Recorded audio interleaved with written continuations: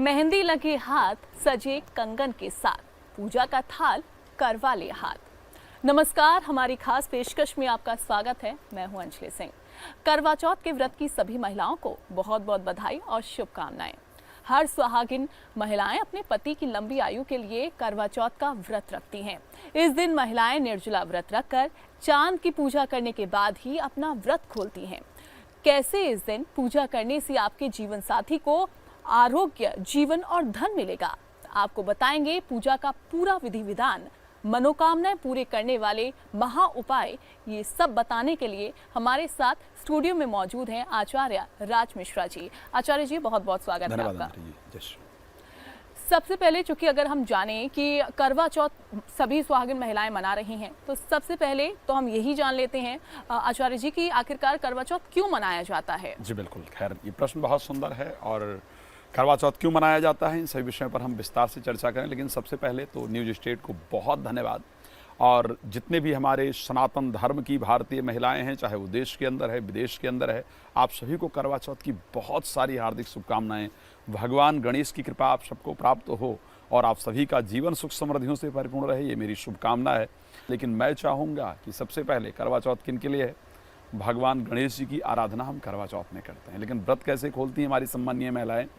चंद्रमा को देख करके। तो आइए हम सभी लोग एक तो श्रद्धापूर्वक हाथ जोड़ करके चंद्रमा का स्मरण करें और चंद्रदेव से प्रार्थना करें, एक तो समय पर उदय हो जाना और दिख भी जरूर जाना।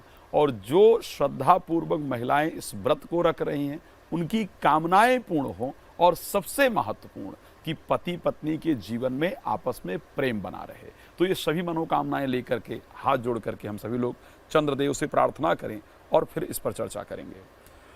ओम चंद्रमः मनसो जातश्चक्षुः सूर्यो अजायत श्रोत्रादवायुश्च प्राणश्च मुखादग्निरजायतः।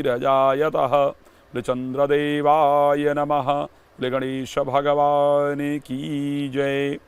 तो अंजलि, जैसे आपने कहा कि करवा चौथ किसने पहले किया या क्यों मनाया जाता है, महत्व क्या है? यस, इसकी महत्व क्या है? बहुत सारी ऐसी कथाएं हैं शास्त्र के अंतर्गत। द्रौपदी जी ने इस व्रत को सबसे पहले किया था, इस प्रकार का वर्णन मिलता है। माता जानकी ने इस व्रत को किया, इस प्रकार का वर्णन मिलता है। शास्त्र के अंतर्गत ऐसी कई सारी कथाएं प्राप्त होती हैं जिनमें ये वर्णन मिलता है कि जो हमारी सम्मानीय देवियां रही हैं पुरातन में, उन्होंने इस सुंदर व्रत को किया है और अपने पति की दीर्घायु की कामना के लिए किया है। इवन यहाँ तक वर्णन मिलता है कि महाभारत में पांडवों की विजय प्राप्ति है। महाभारत की सेना बड़े साधारण नहीं थी। कौरवों की सेना की अगर बात की जाए तो भीष्म पितामह जैसे वीर उस सेना के अंतर्गत थे, द्रोणाचार्य जैसे वीर उस सेना के अंतर्गत थे, कर्ण जैसे वीर उस सेना के अंतर्गत थे। और पांडव कितने थे? सिर्फ 5, जिनको एक वीर की श्रेणी में रखा जा सकता है। और यहां तक कहा जाता है भीष्म पितामह वगैरह साधारण नहीं थे, मतलब देवता भी जिनसे थर्राते थे, देवता भी जिनके सामने युद्ध नहीं कर सकते थे, ऐसी वीर जिनको की इच्छा मृत्यु का वरदान इत्यादि प्राप्त है। तो उस परिस्थिति में द्रौपदी जी ने श्रद्धा से प्रार्थना किया और भगवान गणेश जी का इस सुंदर व्रत किया कर्क चतुर्थी का, कि मेरे पतियों को दीर्घ आयु प्राप्त हो, पांडवों को विजय की प्राप्ति हो। और वहीं से धीरे धीरे करके ये प्रचलन प्रारंभ हुआ करवा चौथ के व्रत को लेकर के। तो अगर इसके महत्व की बात की जाए, साधारण महत्व नहीं है, क्योंकि इस दिन भगवान गणेश जी की आराधना की जाती है। बहुत सारा विषय है। कई बार मैं देखता हूँ करवा चौथ पर बहुत सारे कुछ जोक लोग बनाते हैं, बहुत सारी चीजें होती हैं। मेरे हिसाब से इतना पवित्र व्रत है और इतना सुंदर व्रत है कि इस पर जोक इत्यादि की आवश्यकता नहीं है। तो सबसे पहले, क्योंकि गणेश जी विघ्नों को हरण करने वाले हैं, इसलिए एक महिला जो है, एक पत्नी श्रद्धा से प्रार्थना करती है कि मेरे पति के जीवन के जो विघ्न है वो दूर हो जाएं, उनकी आयु में वृद्धि हो जाए, उनके शरीर से रोग इत्यादि दूर रहे। क्योंकि शास्त्रीय शब्द कहता है कि महिला ही वो है जो परमात्मा के समकक्ष मानी जाती है। आप सभी ने देखा होगा, कभी भी धर्मपति नहीं कहा जाता है, धर्म पत्नी कहा जाता है। तो पत्नी क्योंकि समकक्ष, मैंने इसलिए कहा है कि परमात्मा किसी को प्राण देते हैं, लेकिन महिला उनको शरीर प्रदान करती है। तो यदि परमात्मा प्राण दे रहे हैं और महिला शरीर दे रही है, तो दोनों समकक्ष, परमात्मा के समकक्ष अगर कोई माना जाता है तो वास्तविकता में एक महिला मानी जाती है। और वहाँ पर जब एक महिला श्रद्धापूर्वक अपने पति के जीवन की प्रसन्नता हेतु, या जैसा कि आहोई अष्टमी में अपने पुत्र की प्रसन्नता हेतु जब कोई महिला श्रद्धा से व्रत रखती है तो परमात्मा उसकी प्रार्थना को स्वीकार करने के लिए विवश हो जाते हैं और उनको स्वीकार करना पड़ता है। श्री रामचरितमानस में एक बड़ा सुंदर श्लोक आता है कि उद्भव स्थित संहार कारणिम क्लेश हारणिम सर्वश्रेष्ठ करीम सीता नतोहम राम वल्लभाम। यानी किसी के जीवन की उत्थान में, किसी के जीवन की स्थिरता में और किसी के जीवन के पतन में, इन तीनों परिस्थितियों में एक महिला का बहुत महत्वपूर्ण योगदान होता है। इसीलिए जब महिला श्रद्धापूर्वक व्रत रखती है, एक पत्नी श्रद्धा से व्रत रखती है और भगवान से प्रार्थना करती है, तो ऐसी परिस्थिति में निश्चित रूप से उसकी कामनाएं भगवान स्वीकार करते हैं, प्रार्थना स्वीकार करते हैं और उसके पति को दीर्घायु इत्यादि प्रदान करते हैं। तो मैं इसके महिमा के बारे में बात करूं, इस व्रत के बारे में बात करूं, मुझे लगता है मेरा शब्द शायद बहुत छोटा होगा, इसका महिमा बहुत बड़ा है और श्रद्धा से इसीलिए रखते हैं। बिल्कुल, और शायद तो अब तक ये अब तो प्रचलन में भी आ गया है और काफी हम इसे मॉडर्न वे में भी लेने लगे हैं आचार्य जी, क्योंकि चूंकि हम देखते हैं कि महिलाएं तो व्रत रखती हैं क्योंकि उनको पता है कि अपने पति की लंबी आयु के लिए इसे व्रत रखना है, लेकिन अब तो पति भी अपने पत्नियों के लिए इस व्रत को रखना शुरू कर दिए, क्योंकि चाहते हैं कि जीवन साथी का जो रिश्ता है वो ऐसे सुचारू रूप से, ऐसी हंसी खुशी चलता रहे। देखिए, मुझे लगता है बिल्कुल रखते हैं वो अच्छी बात है, लेकिन अगर इतना भी प्रयास किया जा सके कि जिस पत्नी ने आपके लिए जल ग्रहण नहीं किया है, श्रद्धापूर्वक व्रत किया है, उसको किसी प्रकार की अप्रसन्नता ना हो, उसका सदैव ध्यान रखा जाए। व्रत रखना ही महत्वपूर्ण नहीं है, ठीक है, पत्नी व्रत रखती बहुत अच्छा है, पति व्रत रखें अच्छी बात है। जैसे पत्नी प्रक्रिया को पालन करें उसी प्रकार की प्रक्रिया यदि आप पालन करें वो बहुत अच्छी बात है।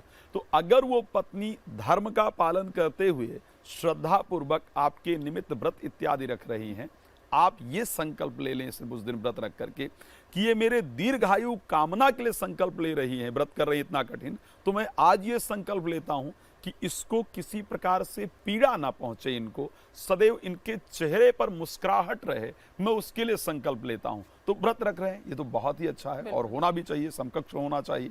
लेकिन अगर ये भी एक व्रत ले लिया जाए, मतलब पत्नी भूखी रह रही, जल नहीं ले रही, आप सिर्फ इतना संकल्प ले रहे हैं कि ठीक है उनका मुस्कुराहट बरकरार रहे, मैं उसके लिए प्रयास करूंगा, तो मुझे लगता है बिल्कुल। और ऐसे में कहा यह भी जाता है कि अगर पत्नी खुश रहेगी तो वीनस स्ट्रांग होता है और ये जो पति हैं उनके लिए काफी ज्यादा अच्छा, और धन की प्राप्ति होती है, संपत्ति की प्राप्ति होती है। बहरहाल चूंकि इस व्रत को करने का बहुत सारे हम अभी विधि विधान हम जानेंगे, लेकिन शुभ मुहूर्त क्या है, चूंकि ये बहुत ज्यादा जरूरी है कि शुभ मुहूर्त में पूजा करना, और साथ ही कथा कही जाती है, शुभ मुहूर्त में कथा कहना, और चूंकि बहुत लंबे समय से इसकी तैयारियां जब महिलाएं करती हैं तो ये भी बेहद जान लेना जरूरी है कि आखिरकार शुभ मुहूर्त इसका क्या है। अब हम बात करेंगे शुभ मुहूर्त की। इस बार 20 अक्टूबर 2024, ध्यान रखिएगा 20 तारीख को ही करवा चौथ का व्रत है।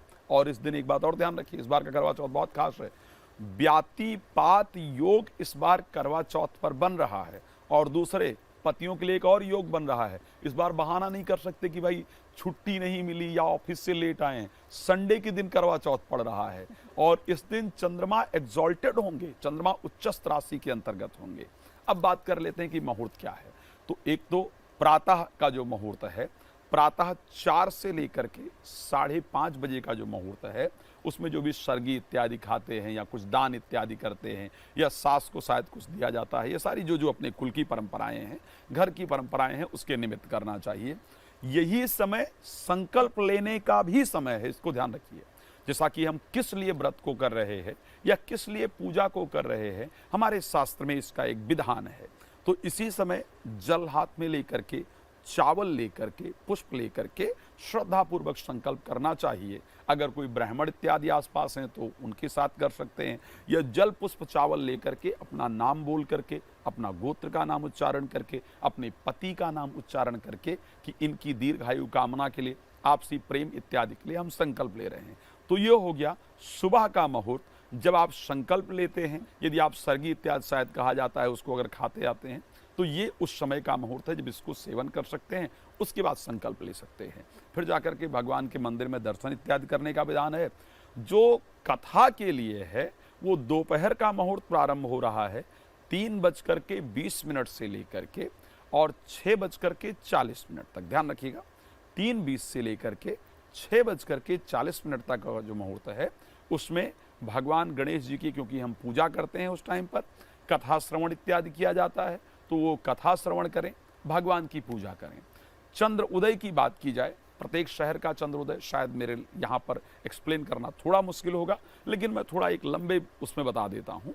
सबसे पहले चंद्र उदय हिमाचल प्रदेश के अंतर्गत हो रहा है, 2-3 और क्षेत्र हैं जहाँ पर हो रहा है, लेकिन सबसे पहले जो चंद्र उदय का समय है वो शाम को 7:47 का है, और सबसे लेट जो चंद्रोदय हो रहा है वो अहमदाबाद गुजरात के अंदर हो रहा है 8:28 पर। तो 7:47 से लेकर के 8:28 तक का चंद्र उदय का समय होगा। इस टाइम पर आपको व्रत इत्यादि खोलना है। बाकी चंद्रमा दिखेगा नहीं दिखे तो क्या करें? अंजलि जी उस पर आपके हिसाब से प्रश्न पूछ ही रही हैं आपकी तरफ से, तो मैं उसको उत्तर दूंगा। जी अंजलि जी। बिल्कुल, और सुबह उठे जल्दी और साथ ही ये संकल्प जरूर ले कि आज हम व्रत रख रहे हैं अपने पति की लंबी आयु के लिए, उनकी दीर्घायु के लिए आज व्रत रख रहे हैं, और भगवान से कामना भी करें कि इस व्रत को सफल जरूर बनाएं। पंडित जी, अब हम जानेंगे कि आखिरकार इसकी पौराणिक कथा क्या है, क्योंकि कोई भी व्रत हो, कोई भी त्योहार हो, हर किसी के पीछे कोई ना कोई पौराणिक कथा जरूर होती है, क्योंकि कई बार नहीं पता होता आज के समय में लोगों को कि क्या आखिरकार इसकी पौराणिक कथा है। तो हम पौराणिक कथा के तो बारे में मैंने उसी पौराणिक कथा को लेकर के बात किया कि जब महाभारत काल का युद्ध हो रहा था, वैसे तो एक कथा का वर्णन आता है कि एक 7 भाई होते हैं, उनकी एक बहन होती है जो कि भाई बहन से बहुत प्रेम करते हैं, और वो व्रत करती है। उनको लगता है कि बहन का स्वास्थ्य खराब हो जाएगा, तो वो एक आग जला करके एक पेड़ पर दिया रख करके आ जाते हैं, जिससे कि वो देखती है, उसको लगता है चंद्रमा उदय हो गया है, और फिर वो व्रत को खोल लेती है। फिर वो एक कथा पूरी तैयार होती है। वो एक कथा है। लेकिन अगर पौराणिक कथा की मैं बात करूं कि एक्चुअल में इस व्रत की उत्पत्ति कहां से हुई है, तो एक्चुअल जो व्रत की उत्पत्ति हुई है वो सबसे पहले द्रौपदी जी श्रद्धा पूर्वक इस व्रत को करती हैं, और पांडवों की विजय की कामना हेतु, उनकी दीर्घायु की कामना हेतु भगवान गणेश जी की आराधना करती हैं। गणनायक व्रत, भाई भगवान गणेश जी साधारण तो है नहीं, कई जगह ऐसा नियम आता है कि मन चाही कामना को अगर पूर्ण करने वाले हैं तो भगवान गणेश जी हैं। तो माता जानकी ने इस व्रत को किया। माता जानकी ने उससे पहले भगवान गणेश जी की आराधना तब की जब धनुष यज्ञ का समय आता है, भगवान राम से विवाह करना है, तो कहती हैं गणनायक वरदायक देवा तू आज की न मैं सेवा, तो मेरी प्रार्थना को स्वीकार करें। उसके बाद जब युद्ध हो रहा होता है श्री रामचरितमानस के अंतर्गत, राम जी का और रावण का युद्ध हो रहा होता है, तो उस टाइम वो श्रद्धा से व्रत रख करके वे प्रार्थना करती हैं कि भगवान गणेश अपनी कृपा प्रदान करें और यहाँ पर हम भगवान राम विजय प्राप्त करें। तो उस टाइम पर व्रत को किया जाता है। तो अगर दंत कथाओं की बात की जाए, जनरली प्रचलित जो कथाएं हैं उसमें वही वाली कथा है जिसकी मैंने चर्चा की, जिसमें एक लड़की की कथा आती है, फिर उसके सही वो अपने पति के शरीर का संस्कार नहीं करने देती है, और फिर वो अगले करवा चौथ तक व्रत रखती है, और फिर यही प्रार्थना करती है उसके सुई की उनके पति जीवित हो जाते हैं। तो ये एक प्रचलित कथा के अंतर्गत यही आती है। लेकिन अगर एक्चुअल कथा की बात की जाए, एक्चुअल करवा चौथ की शुरुआत की बात की जाए, तो शायद वो द्वापर युग से प्रारंभ, त्रेता युग से प्रारंभ होता है। भगवान राम के युग से माता जानकी सबसे पहले करती हैं, और फिर वो द्वापर तक आता है जहां पर द्रौपदी जी इस व्रत को करती हैं। और उसके बाद तो अब हम कलयुग में कलयुग के अंतर्गत हैं, तो कलयुग में तो सभी लोग इस व्रत को श्रद्धा से पालन कर ही रहे हैं। जी बिल्कुल। और अब तक हम एक ही कथा जो है वो सुनते आ रहे थे बचपन से, जैसे हमारे घर में हमारी मम्मी या फिर हमारी भाभियां रखती थी व्रत, तो उस दौरान एक ही कथा कही जाती थी। लेकिन पंडित जी ने आपको एक और पौराणिक कथा के बारे में बताया है। अब हम जानते हैं पूजा की सही विधि, क्योंकि ये भी बहुत ज़्यादा ज़रूरी है कि आखिरकार पूजा की थाल अगर हम सजा रहे हैं तो उस पूजा की थाल में क्या लेना है, क्या रखना है, सही विधि आखिरकार क्या है, मीठे में क्या रखना है, कैसे भोग लगाना है, क्या करना है, मैं चाहूंगी एक बार आप विस्तार। जी बिल्कुल, मैं उसको एक्सप्लेन करूंगा। लेकिन एक बात और आप सबको बताना चाहता हूं, जैसे श्रृंगार को लेकर के बहुत सारी बात होती है, मैं सबसे पहले एक बात क्लियर कर लूँ। ये सही विधि है कि उस दिन महिलाओं को बहुत श्रृंगार करना चाहिए। भगवान के पूजा का एक विधान है। भगवान की पूजा, प्रथम पूजा, मध्यम पूजा और उत्तर पूजा, 3 प्रकार की पूजाएं होती हैं, और तीनों प्रकार की पूजा का यदि आप पालन करते हैं तो ही वास्तविक पूजा परमात्मा को स्वीकार्य होती है। एक तो जब भी भगवान के पास जाया जाए तो मुंह लटका करके रोते हुए मुख से नहीं जाना चाहिए, सदैव भगवान के सामने प्रसन्न होकर के जाना चाहिए। मैं द्वापर युग की बात करता हूँ, गोपियाँ प्रतिदिन अपने आप को तैयार करती हैं, स्नान करती हैं और अपने आप को खूब सुंदर बनाती हैं। और खूब सुंदर क्यों बनाती हैं कि जब भगवान कृष्ण गाय को चराने जाएंगे ना, तो एक बार हमें देख लेंगे, हमारी सुंदरता को एक बार देख लेंगे, तो हमें लगेगा कि हमारा जो श्रृंगार करने का उद्देश्य था वो पूरा हो गया है। तो जब कोई महिला श्रृंगार करती है या कोई पत्नी श्रृंगार करती है, इसका तात्पर्य कि वो समाज के लिए ही नहीं करती है, पति के लिए ही नहीं करती है। उसके श्रृंगार का कारण है कि वो आज भगवान गणेश जी की उपासना करने जा रही है, पूजा करने जा रही है। तो पूजा करते वक्त 16 श्रृंगार के साथ अपने आप को सुंदर बनाना चाहिए। तो खास करके कुछ ऐसी चीजें हैं जिस पर जोक वगैरह बनते हैं, मैंने उस पर थोड़ा सोचा कि आप लोगों को सही ज्ञान क्या है। लेकिन पंडित जी यहाँ पर कहते भी हैं कि हर एक महिला का जो गहना होता है वो 16 श्रृंगार होता है। अगर पूरा सज के जाती है पति के सामने तो एक तरफ तो रिझाने का काम भी होता है वहाँ पर, और दूसरी तरफ अगर हम पूजा पाठ में भी अगर शामिल होते हैं तो आप अच्छे से तैयार होकर जाएंगे, आपके मन को भी उतनी ज्यादा प्रसन्नता मिलती है, आपके घर में पॉजिटिविटी आती है। यस अंजलि, देखिए इस संसार का एक ही, मुझे लगता है एक ही पति है और वो पति है परमात्मा।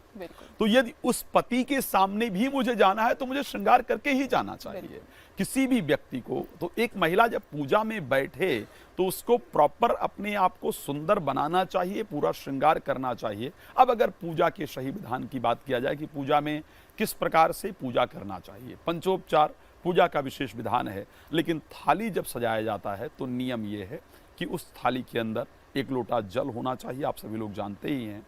और उसके अंदर करवा जैसे तैयार किया जाता है, तो करवा के अंतर्गत कोई मिट्टी का घड़ा लेकर के उसको सुंदर तैयार करके सजा करके, आजकल नए नए लोटे इत्यादि प्राप्त हुए हैं, लेकिन शास्त्रोक्त जो पूर्वतर विधान है उसके अंदर मिट्टी का ही करवा लेने का विधान है और उसी से जल देने की जो प्रक्रिया है उसको की जाती है।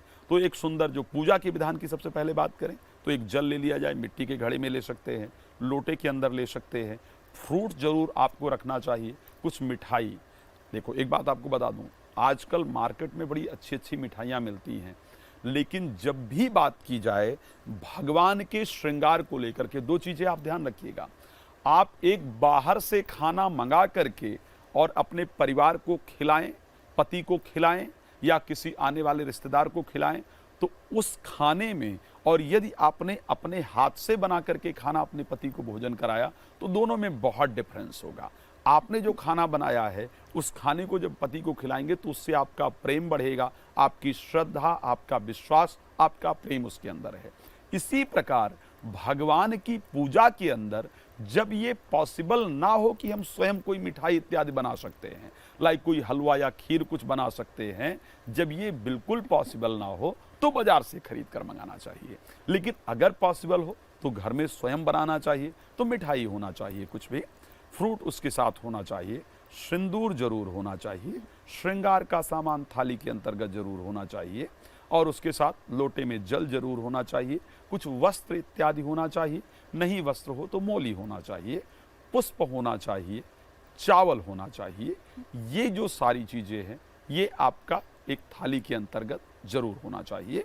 तो जब आप कथा श्रवण करते हैं तो कथा श्रवण करने के समय सबसे पहले जल और चावल लेकर के संकल्प कर लिया जाता है, पुष्प डाल करके फिर वहाँ गणेश जी की एक प्रतिमा बना करके करवा के रूप में भगवान गणेश जी की ही प्रतिमा रखी जाती है। तो बाकायदा उनको जल से छीटा, फिर टीका, फिर पुष्प, फिर वस्त्र, फिर श्रृंगार इत्यादि की जो सामग्री है, फिर मिठाई चढ़ाया जाता है, फिर फ्रूट चढ़ाया जाता है। तो ये सारी सामग्रियां आप श्रद्धा से अर्पण करते हैं या करती हैं, फिर श्रद्धा से उनको हाथ जोड़ करके प्रणाम कर लेते हैं। प्रणाम करते वक्त ये प्रार्थना जरूर करना चाहिए कि हे प्रभु, आप इस संसार के जीवन के सभी व्यक्तियों के जीवन के विघ्नों को हरण करने वाले हैं। इवन देवताओं के जीवन में भी जब विघ्न उत्पन्न होता है तो आपकी आराधना करते हैं, देवताओं के जीवन के भी विघ्न को आप हरने वाले हैं। तो यदि जाने में, अनजाने में, इस जन्म में या पूर्व जन्म में मुझसे, पति से, परिवार से कोई भूल हुई है तो उन्हें क्षमा करें और अपना आशीर्वाद प्रदान करें। इस प्रकार करके आपको श्रद्धा से कथा जो है वो श्रवण करनी चाहिए। भगवान का पूजन करने के बाद कोई मंत्र आता हो भगवान गणेश जी का, बहुत अच्छी बात है। नहीं आता हो, ओम गंगणपतये नमः, ओम गणेशाय नमः, इस मंत्र का स्मरण करते हुए दिन व्यतीत करना चाहिए। प्रसन्न रहने का प्रयास करना चाहिए। बिल्कुल। अच्छा, एक और चीज़, चूँकि ये हमने देखा है कि जब भी चाँद निकल आता है तो महिलाओं में जितनी उत्सुकता रहती है उतनी ही पतियों में भी उत्सुकता रहती है कि अब जो हमारी धर्म पत्नी हैं वो व्रत खोलेगी, हम उनको पानी पिलाएंगे। लेकिन मैंने देखा है पंडित जी कि सबसे पहले हम डायरेक्ट छलनी से चाँद को नहीं देखते, पहले पति को देखते हैं, उसके बाद चाँद को देखा जाता है। इसके पीछे क्या कोई कहानी है, क्या इसके पीछे कोई महत्व है, ऐसा क्यों होता है? कहानी नहीं है लेकिन महत्व तो जरूर है। ठीक है, एक पत्नी के लिए शास्त्रोक्त ये विधान है कि परमात्मा से पहले पति को माना गया है, पति को मुख्यता दी गई है। श्री रामचरितमानस के अंतर्गत ऐसा कई जगह पर वर्णन आता है जहां पर, जैसे जनरली तो शास्त्रोक्त ये नियम है कि पत्नी को पति धर्म माने, उसके लिए, और अगर धर्म पत्नी कही गई है तो और किसी पूजा से और किसी विधान से इंपॉर्टेंट है कि यदि पत्नी घर में प्रसन्न रहेगी तो बाकी धर्म आपका सुचारू रूप से चलता रहेगा।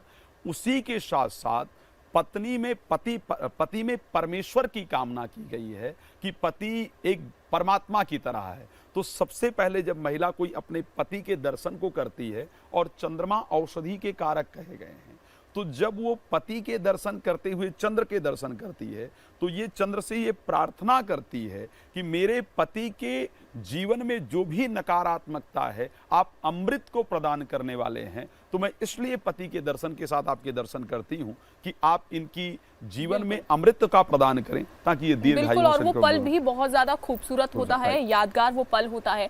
अब हम जानेंगे पंडित जी, आखिरकार इस दिन किन बातों का ध्यान रखना चाहिए, क्या नहीं करना चाहिए? किन बातों का ध्यान रखना चाहिए?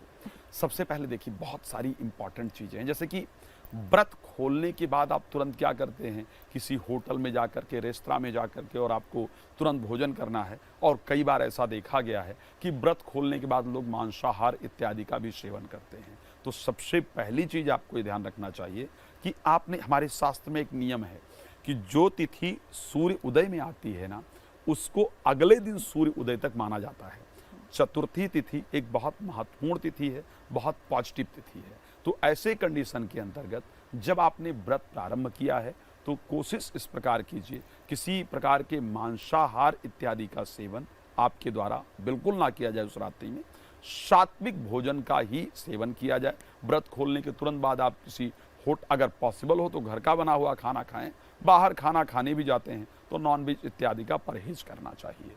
साथ में पुरुष एक और चीज, जैसे प्रयास होता है कल भाई व्रत है तो आज खूब अच्छी तरीके से खाना खा लिया जाए, या बाहर जाकर के खाना खा लिया जाए, या मांसाहार इत्यादि का सेवन कर लिया जाए, उसको भी अवॉइड करना चाहिए। आपको अगले दिन व्रत रखना है तो ये कोशिश करना चाहिए कि उससे पहले आप हल्के भोजन इत्यादि को ग्रहण करें, और पति को पूरे श्रद्धा भाव को रखते हुए भोजन करना चाहिए। उस दिन किसी के बारे में गलत विचार, किसी के ऊपर क्रोध या किसी की बुराई इत्यादि से बचने की आवश्यकता होती है। जी अंजलि जी।